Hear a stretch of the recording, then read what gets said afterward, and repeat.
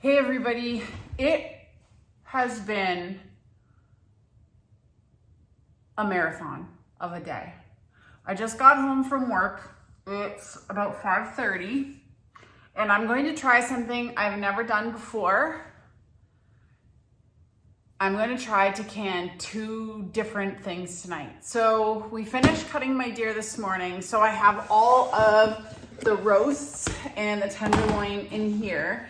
And some of this meat I'm going to cut up to can because we love canned venison. Don't knock it till you try it. And the other thing I have, one sec, is a whole bag of jalapenos that I harvested on the weekend. And the next couple of nights are going to be really busy for us, so I know I'm not going to have time to do this. And so I'm going to go for the gusto tonight. Probably stay up way past my bedtime, which is super early anyways, so it's not going to be a huge deal. But yeah, so I'm going to try to make Cowboy Candy tonight, a batch of Cowboy Candy, and can all of my meat. I think they're both going to take about the same amount of time, but I'm just trying to do this in my mind because I don't even do this in the summertime. Like when I have a ton of time, I usually just can one thing a day or preserve one thing a day. I've never done 2 completely separate things. So I'm going to be water bath canning the Cowboy Candy plus preparing that. And then I'm going to be pressure canning the meat. So I need to go get, just to show you, it's kind of funny. I feel like people should see this, what it's like to live off canned food. This is typically what our counter looks like at all times because we're consistently eating, canned food from the pantry. And so we always have a stockpile of jars. So actually I have enough jars here probably to do the venison. I might have to go get a couple more, but I actually need to go down and get some of the little 1/2 pint jars for the Cowboy Candy because we can that in smaller amounts. So I'm gonna just get all of the ingredients ready. I needed to run to the grocery store after work today to get some turmeric. I was out of that, but everything else I have. So yeah, I'm just gonna go get all that stuff together and then I'll come back when I start to actually prepare everything. So my thought process for this is get the meat cut because the canning process for that I believe is 90 minutes. If you've never pressure canned meat, if you go on the National Center for Home Food Preservation, all of the instructions you need to do that are on there. That's where you can find that. I'll link it in the description box below for those of you who are trying this for the first time. I highly recommend. We make often canned chicken and canned venison, and it is so good. It is the fastest fast food that is healthy for you that you can get, that you don't have to buy, that you can get. Okay, so I went down and got all my jars. I don't have a lot of the 1/2 pint jars, so I might have to use a pint or 2, depending on how many peppers I have. I think I'll have enough. But the first thing I need to do is to bring my water bath up to a boil and sanitize the jars because I am water bath canning. In the pressure canner, it does not matter. I know you'll probably read about washing and sanitizing. You might, but you do not have to when you're pressure canning. So that's one great thing. I don't have to worry. I just put the lids and rings on and away you go because it is pressure canning. But for the Cowboy Candy, I do have to sanitize. So I'm going to get those jars in there and I just put them in before I turn it on and then I bring that up to a boil. And then while that is happening, I'm going to cut the meat and fill the jars.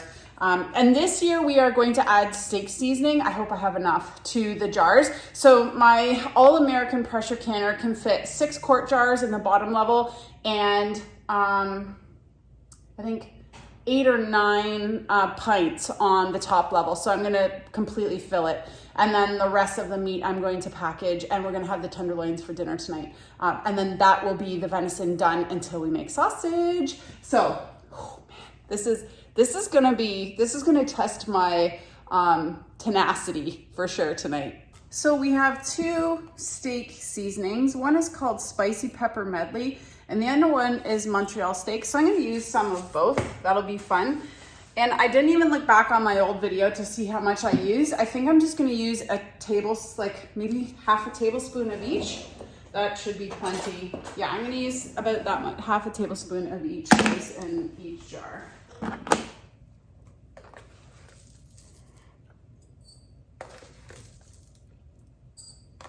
Okay, so there's 8 pints in the second level.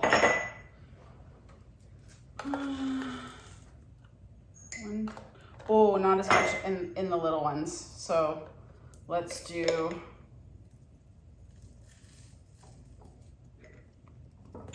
a teaspoon.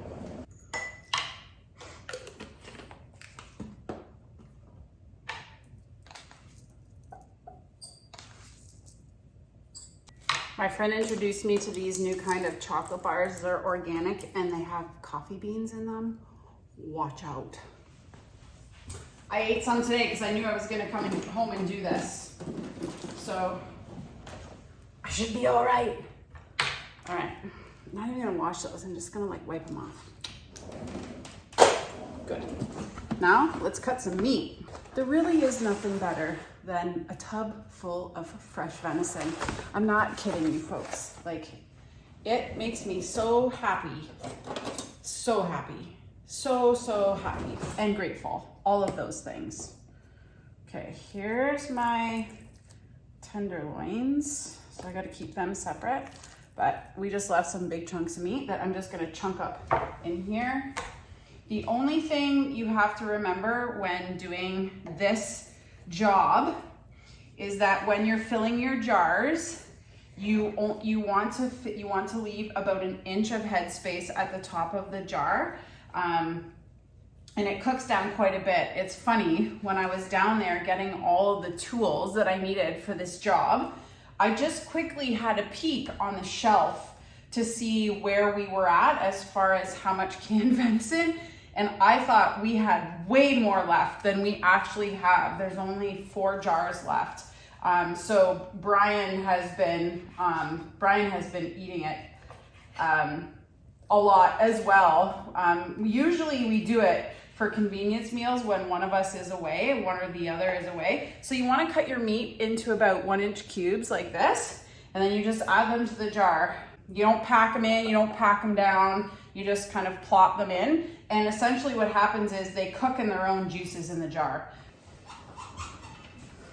Tilly's got her squeaker, that's hilarious. Okay, so I had to put my goggles on so I could see better. I've got all of my jars filled. So I just double checked the website just to make sure it was how I said. And essentially you just fill the jars to within 1 inch of headspace. You don't want to overpack. You don't want to pack the meat down. You want to leave enough room because it's going to can in its own juices. So I've got the 1-inch headspace. There's a couple here. I'm just going to add a little bit too. I'm just going to put the lids on, fill my All-American canner. So you don't fill it. It's only about 3 inches, 2 to 3 inches of water at the bottom. And that's all you need. You can this meat for 90 minutes at 10 pounds of pressure. And I've made other videos. I'll link it in the description box below for how to pressure can. And I think last year I probably made a video on pressure canning venison. So I'll link that one specifically for more detailed instructions if you're interested. Oh, this meat is beautiful. Oh, so beautiful. The only other thing I'm going to do is clean the rims. I always have a little container of vinegar here in the kitchen for this exact purpose. So I'm just going to use a cloth or like a dishcloth and get a little vinegar on there. And this just cleans the rim if any fat from the meat got on there, because you want to make sure you get a good seal. So although I didn't sanitize these jars, this is an essential step in canning, actually any kind of canning. You should always wipe your rims, and in doing this process, it also helps you to feel if there's any cracks or chips on the rim, because then you will also not get a good seal. This is actually the first canning that I've done this year, so that's kind of fun. You don't add anything else to the jar. You don't add any water or anything like that. You just finger tight the lids. Away we go. I put the separator in. The neat thing about venison is that it is so low fat. Like you'll see when I'm done, when these come out of the canner, there's hardly any fat on. Oh, is that a crack? on this in the jars. It's really not a good idea to can really fatty things. So these are like snack size, single serving kind of situation. And the bigger jars are if we're gonna make something like stew or something. I also want to say that a lot of people get scared about canning meat. There's nothing to be scared about if you follow the instructions. But it is a really great place to start if you have the tools, because it is like the easiest thing to can. Like cut stuff, can, like process. That's it. Nothing more to it.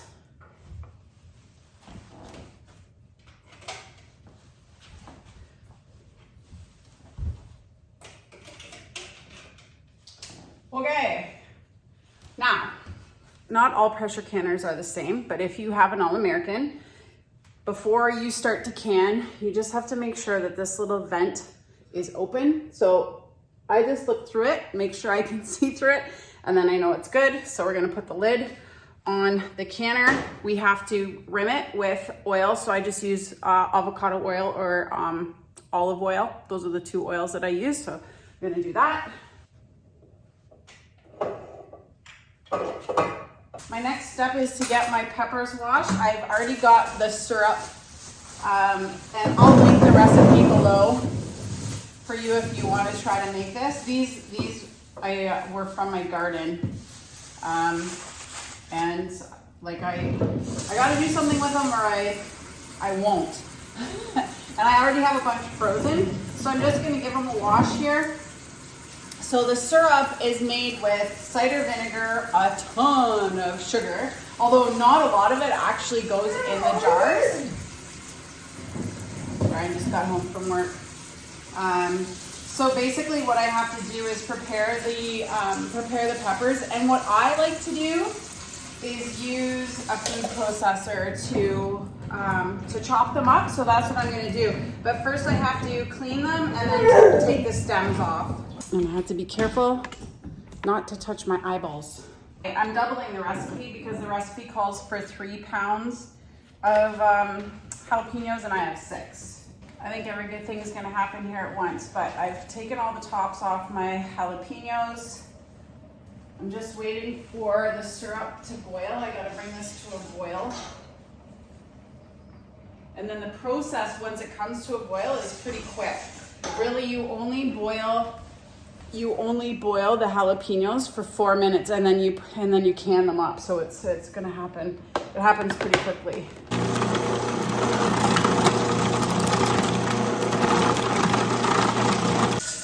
It is mayhem in the kitchen. The meat is going. I'm about to add the syrup to the Cowboy Candy, but look at how pretty that looks. Ooh, so pretty and so tasty. And then I will water bath can these. Can't remember, hang on, they're all half pints for, it says for 10 minutes at a rolling boil. So you have to make sure your thing comes to a rolling boil first, and then you start your timer. So I'm gonna actually do this while it's boiling to make sure that it's going in hot. And I fill the jars to a 1/4-inch head space.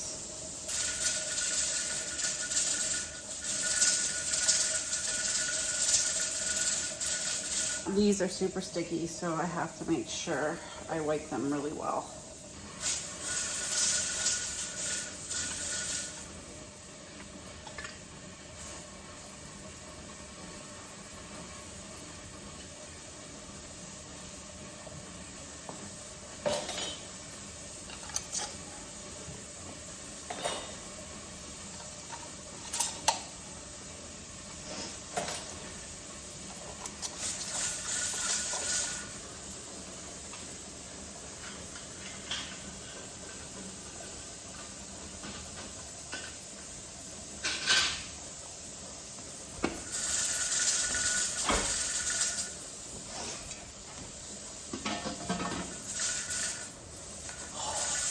Seriously though?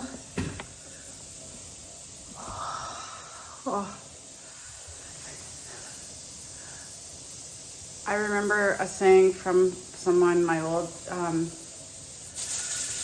exercise lady that said, just because you can doesn't mean you should. I think that, oh yeah, that's a good one, no pun intended. I think that whole process fits. Let's try our venison brine cooked up on the barbecue. Cook these up too.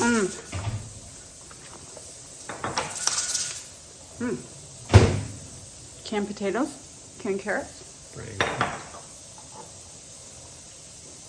Oh my God, put on. I know, I had it. Okay, Cowboy Candy on venison. Hey, in here. You're in trouble.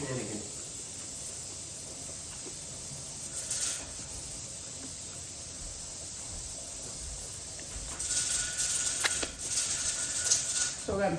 Yeah, good.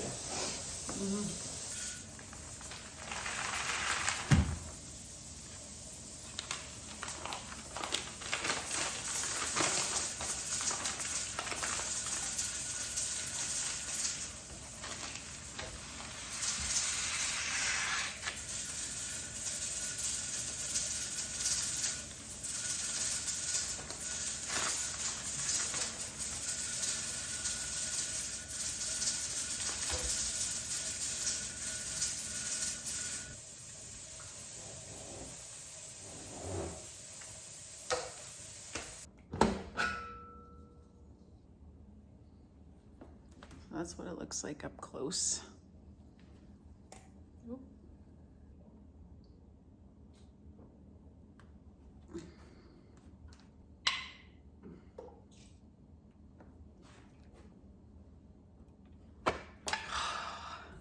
Well, that really is music to my ears when the jars pop, because it means that all the work that you did, it was not for nothing. Anyways, I hope you all have a great night. Thanks for watching, and we'll see you next time.